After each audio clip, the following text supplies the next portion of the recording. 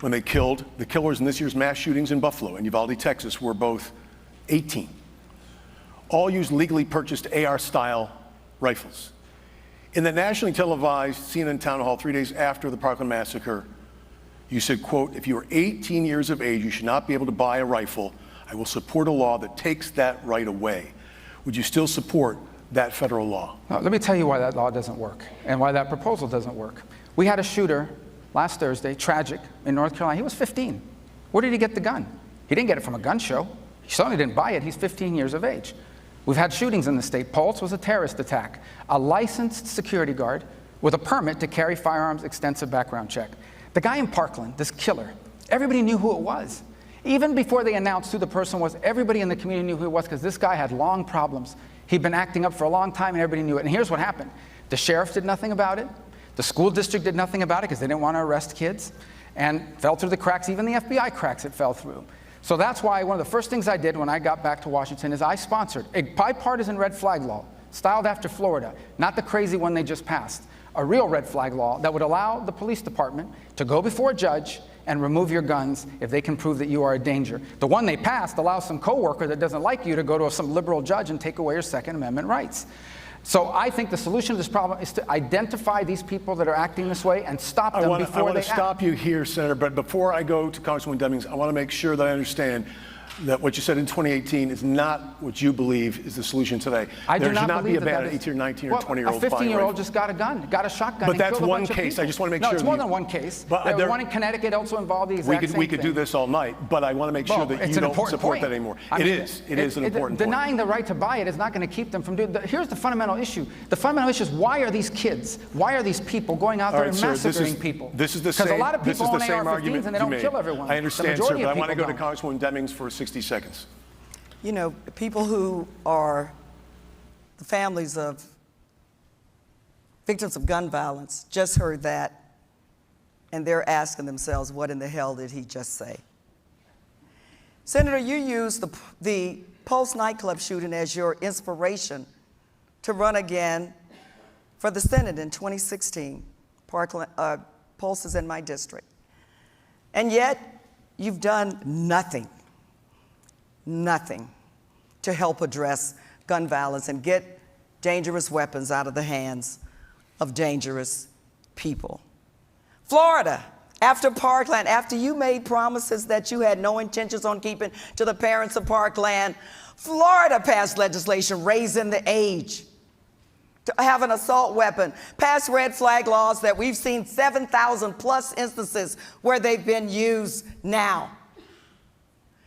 Our primary responsibility is the safety of Floridians. And Senator, 24 years in elected office, and you have not yet risen to that occasion. And then when asked about it, you say something that makes no sense. Right. This is about taking dangerous guns out of the hands of dangerous people. And the overwhelming majority of people in our nation want us to do just that. How long will you watch people being gunned down in first grade, fourth grade, high school, college, church, synagogue, a grocery store, a movie theater, a mall, and a nightclub, and do nothing? Remember when Marco Rubio had that dry mouth debacle during the Republican response to Obama's State of the Union in 2013? I'll bet he'd give anything to go back to that moment during this latest debate. Here, Val Demings dresses down Marco Rubio to a pretty stunning degree after this guy predicated his last re-election run on saving lives amid surging gun violence, and yet failed to take a single meaningful step to do that. Why? Because the guy is wholly owned by the NRA. Rubio's taken over $3 million from the gun lobby, the fifth most in all of Congress. So even as gun deaths surge in his state with nearly 2,500 per year, Marco Rubio has broadcast that his allegiance isn't to the constituents and the families of the victims, but rather to the organization whose sole objective is to make money from the sale of guns.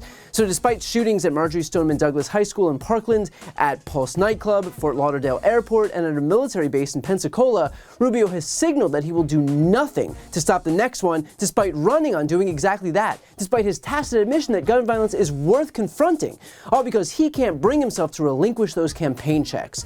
So if Rubio got humiliated on that stage, words cannot describe the extent to which he deserved it. Then Demings took on Rubio on the issue of abortion. I want to get back to the original question because I understand that you said you have supported legislation that has exceptions and that this particular bill that Lindsey Graham has drafted, you signed on to, does have that up to 4 months. But I asked you a specific question. That is, if you get the chance in another 6-year term to vote for a federal abortion ban with no exceptions, would you vote yes if it would make it the law? No, listen, I've already told people what I don't believe that the value of a human life is determined by the circumstances. Right, under which I gave But the law that can pass in this country, I'm interested in saving human lives. And that's why every law that's out there has exceptions, including the one that she's attacking me on, has exceptions. Every law I've ever passed has exceptions. We're never going to get a vote on a law that doesn't have exceptions, because that's what the majority of the American people are. And I respect and understand that, and that's what I support. But she's still, you haven't asked her, no one here's asked her, she still won't answer what specific limits. She's never voted for a limit, not after 4 months, not after 5 months. And by the way, on the issue of exceptions, I'm being attacked on a bill that has exceptions. It's written right in there. My name is on that bill. My name is on that bill. There's a reason why no bills are ever introduced without exceptions. That was asked, because that can't pass without that in there, and I understand and recognize it, and that's why I have continued to support bills that have exceptions. But she supports no limits of any kind. That is out of the mainstream. That is radical. She supports letting a doctor let an unborn baby, a born baby born alive, and the doctor doesn't have to treat it? That's time. Another minute to you, Congressman Demings. Marco Rubio has been clear that he supports no exceptions, even in the cases of rape and incest. He said it time and time and time again. But what I can say to him, and I can say to Florida, we are not going back, Senator, no matter how obsessed you are with the woman's body and her right to choose. We are not going back to a time where women are treated like second-class citizens or like property. Now, as a police detective who investigated cases of rape and incest, no, Senator, I don't think it's okay for a 10-year-old girl to be raped and have to carry the seed of her rapist. No, I don't think it's okay for you to make decisions for women and girls. As a senator, I think those decisions are made between the woman, her family, her doctor, and her faith. Tell you what, it really is rich for the guy who refuses to confront gun violence because it's more important to kowtow to the NRA to then turn around and grandstand about the sanctity of life. And look, I won't turn this into an argument on abortion because there's nothing else I could say that you haven't already heard, but I will say this. It is not up to Marco Rubio to determine what a woman should be able to do with her own body. Women do not believe that Marco Rubio should determine what a woman does with her own body. Americans do not believe that it is up to Marco Rubio to determine what a woman does with her own body. And don't take it from me. In the 5 special elections since the Dobbs ruling was handed down, Democrats have seen an average 9.5-point swing to the left compared to their 2020 margins. And Deep Red Kansas saw the issue of choice win out by a 20-point margin. So I get that Marco thinks he's some disciple of Christ and posts his little Bible verses onto Twitter each day. But part of the appeal of a free country is that we are free from religion, just like the one that Rubio is trying to impose on a country that, quite frankly, wants no part of it. But somehow, it actually managed to get worse for Rubio. She's been in Congress for over half a decade. She's never passed a bill, not PPP, not anything. Not a single bill she's passed has ever become law. I'm proud of the fact we saved millions of jobs. I'm proud of the fact we did it in a bipartisan way. That's not true. I know the senator, look, and I'm really disappointed in you, Marco Rubio, because I think there was a time when you did not lie in order to win. I don't know what happened to you. You know that is not true. My first term in the United States House, I passed legislation to help law enforcement officers with mental health programs.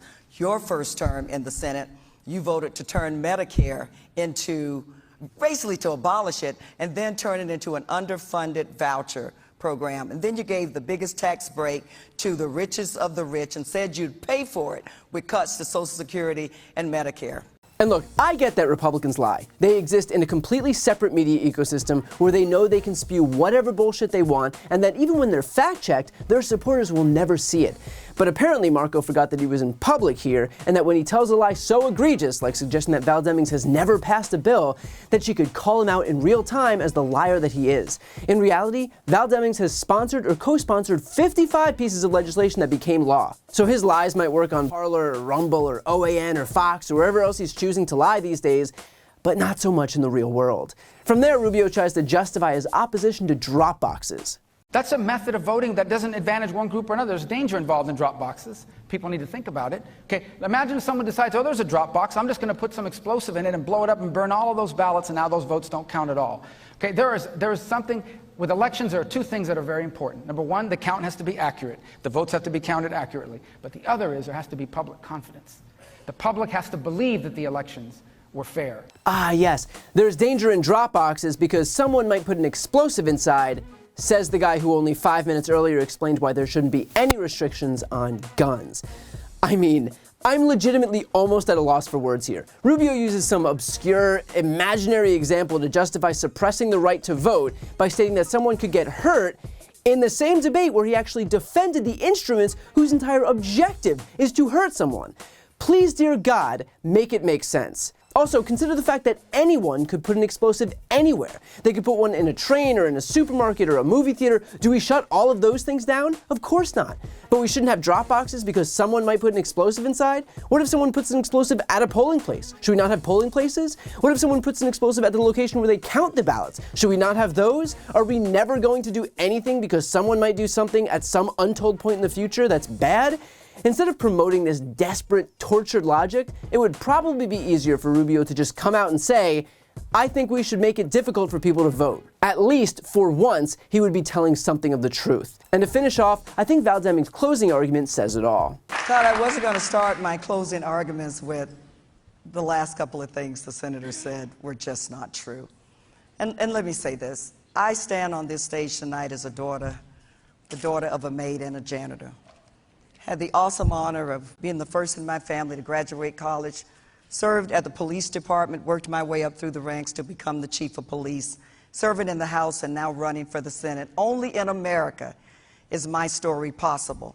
I just happen to believe that every person, regardless of who they are, deserves the opportunity to succeed, deserves the opportunity to make it. The senator will pick and choose winners and losers based on their ability to pay to play. He talked about pharmaceuticals. He voted against legislation that would help reduce the cost of prescription drugs and help cap the cost of insulin. And that is time. Senator, Congressman, thank you both so much for participating in this. Before you go, if you enjoyed this video and want to see more, please make sure to subscribe to my channel. You can click the thumbnail right here on this screen. And if you want to support my work even further, the best way is to subscribe to my podcast, No Lie with Brian Tyler Cohen. There you can check out my interviews with major players in the world of politics, including President Biden, Vice President Kamala Harris, Pete Buttigieg, Elizabeth Warren, Katie Porter, Jamie Raskin, and so many more. Plus other interviews that live exclusively on the podcast. That link is also right here on this screen, or just search No Lie with Brian Tyler Cohen wherever you listen to podcasts.